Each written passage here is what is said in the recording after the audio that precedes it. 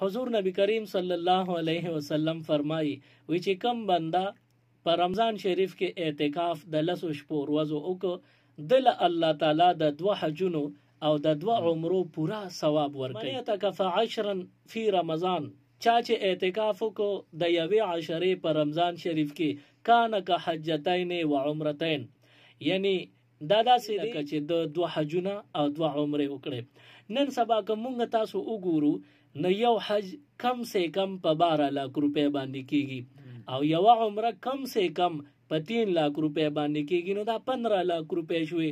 او بیا د دې اعتکاف دومره ثواب دی لکه 2 حج 2 عمره، نو 15 लाख لپدو کې ضرب ورکنو 30 लाख روپے شوي.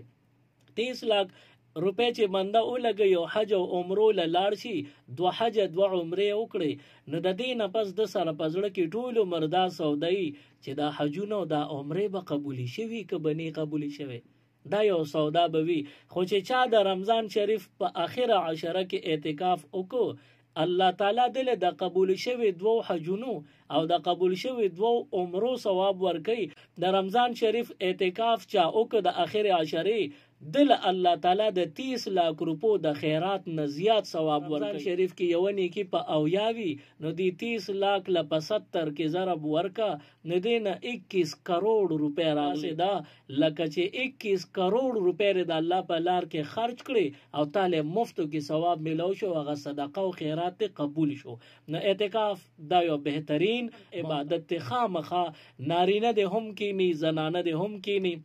نارینه جماعتونو کې، زنانه صرف په خپل کورونو کې د رمضان شریف شلمه روزه باندې، یعنی 2024 کې 31 مارچ باندې 31 مارچ 2024 اتوار ورځ ده، د اتوار په ورځ باندې شلمه روزه ده پاکستان کې.